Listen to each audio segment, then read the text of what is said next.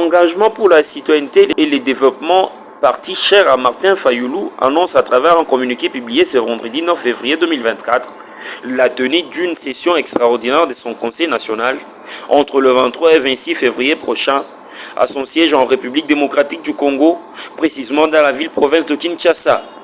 Vu les articles 29, 34 et 37 de statut du parti, vu les résolutions du dernier Conseil national tenu à Kinshasa du 21 au 31 décembre 2021, entendu qu'il y a urgence et nécessité, je convoque à la demande du Bureau national une session extraordinaire du Conseil national qui se tiendra du 23 au 26 février courant au siège du parti, a écrit Martin Fayoulou dans ses documents.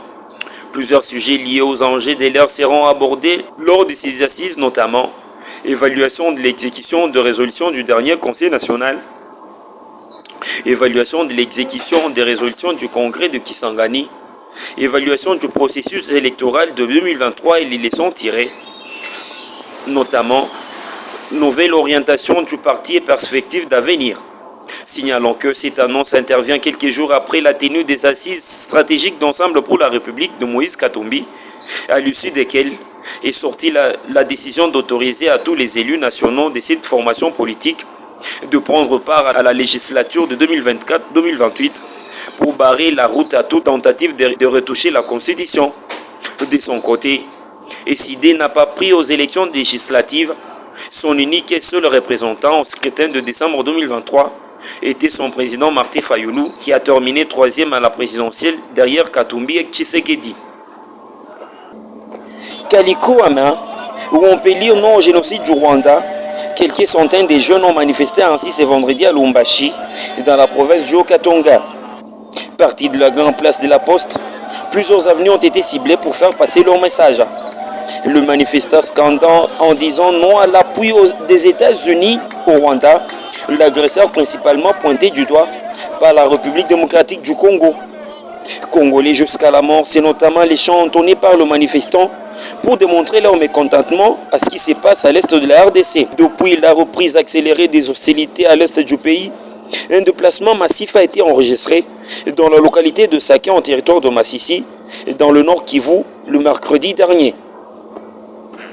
Vladimir Poutine a affirmé au journaliste conservateur américain Tucker Carlson dans une longue interview diffusée jeudi qu'une défaite de la Russie en Ukraine était impossible. Dans ses messages de plus de 2 heures à l'adresse de l'Amérique et de l'Occident, qui a souvent pris une tournure de l'histoire très subjective, le président russe a également dit écarter l'idée d'envahir la Pologne ou la Lettonie, deux pays dans lesquels son pays n'a pas d'intérêt. Jusqu'ici, il y a eu les vociférations et les cris sur la nécessité d'infliger une défaite stratégique à la Russie sur les champs des batailles. Mais maintenant, il semble se rendre compte que c'est difficile à réaliser, voire même impossible. À mon avis, c'est impossible par définition. Ça n'arrivera jamais. Il me semble que maintenant, ceux qui sont au pouvoir en Occident en sont également conscients, a ajouté celui qui a lancé l'évasion de l'Ukraine en février 2022. Si cette réalisation a été bien comprise, ils doivent réfléchir à la suite.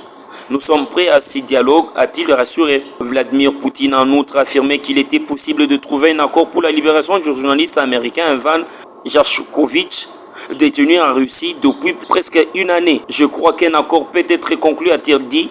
Il n'y a pas de tambour pour régler cette position.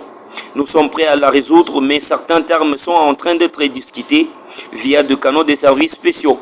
Le président russe, dont cette interview est la première qu'il a accordée à un journaliste occidental depuis le conflit en Ukraine, a aussi dit exclure une invasion de la Pologne ou de la Lettonie.